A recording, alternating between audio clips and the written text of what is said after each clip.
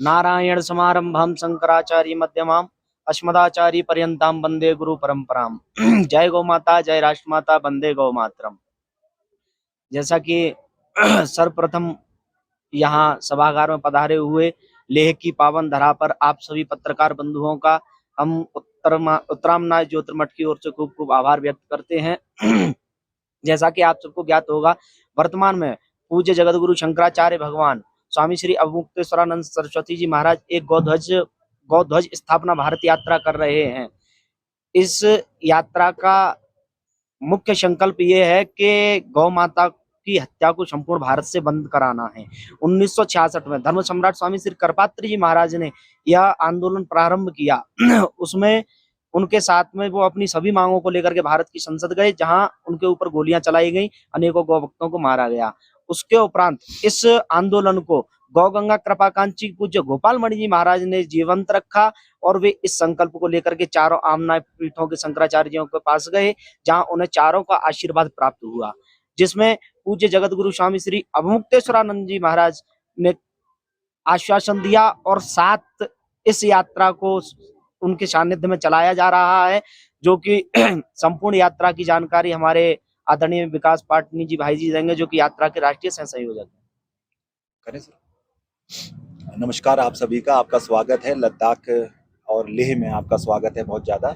और हम सीधे लेकर चलते हैं अपनी बात के ऊपर, मुख्य बात बिंदु के ऊपर, कि ये है कि देश के अंदर गोहत्या को बंद करने के लिए और गौ माता को राष्ट्रमाता का सम्मान दिलाने के लिए संपूर्ण भारत में गो ध्वज स्थापना भारत यात्रा चल रही है। यह यात्रा 33 प्रदेशों की राजधानियों में जाएगी। जाने को तो 36 प्रदेशों की राजधानी में जाएगी, लेकिन शंकराचार्य जी जो है समुद्र लंघन नहीं करते, तो 3 प्रदेशों में नहीं जाएंगे।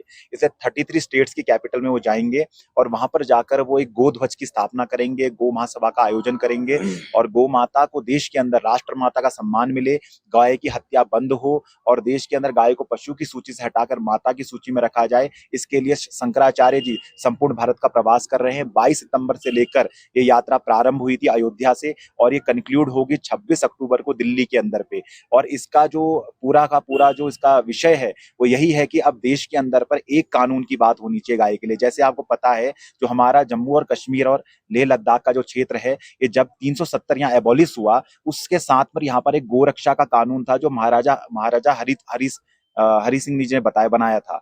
वो कानून बड़ा सशक्त था जो गोवंश की हत्या को प्रतिबंधित करता था। यहाँ तक कि गोवंश को आप ट्रैफिकिंग भी नहीं कर सकते गाय की, ये इतना सशक्त कानून था, लेकिन वो एबॉलिश हो गया, वो हट गया इसी कारण से। तो इसीलिए शंकराचार्य जी का ये मंतव्य है कि संपूर्ण भारत में कश्मीर से लेके कन्याकुमारी तक, पूर्व से लेके पश्चिम तक, उत्तर से लेके दक्षिण तक एक कानून हो। जैसे हम वन लॉ वन नेशन की बात करते हैं, हम इस देश में बात करते हैं कि यूनिफॉर्म सिविल कोड की बात करते हैं, हम बात करते हैं कि वन नेशन है तो वन इलेक्शन होना चाहिए एक टाइम पर। ऐसे ही पूरे भारत में एक कानून बने गाय के लिए। और आर्टिकल 25 जो हमें ये अधिकार देता है कि गोहत्या को बंद होना चाहिए और हिंदुओं का धार्मिक अधिकार है, तो इस आधार पर इसकी मांग की जा रही है और इसमें सभी से अपील की जा रही है कि भारत में सभी लोग जुड़े। ये यात्रा इसी क्रम में हमारे लेह पर भी पधारेगी और लेह पर आकर ये 12 बजे से 3 बजे तक इसका आयोजन यहाँ पर किया जाएगा और गो माता राष्ट्र माता घोषित हो। जैसे आदि गुरु शंकराचार्य ने पूरे भारत को एक किया, ऐसे आदि गुरु शंकराचार्य महाभाग पूरे भारत को एक करने जा रहे हैं इस यात्रा के निमित्त।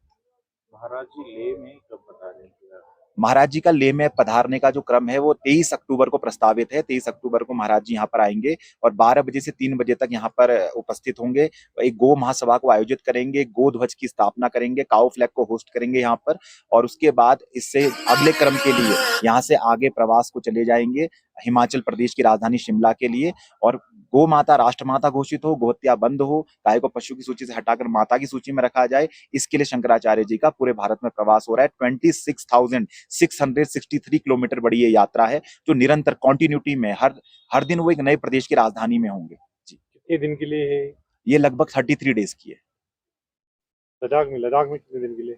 यहाँ पर वनडे के लिए, केवल वनडे चलेगा हर जगह और 5 से 5-6 आवर यहाँ पर रुकेंगे, उसके बाद वो अगले पड़ाव पर चलेंगे।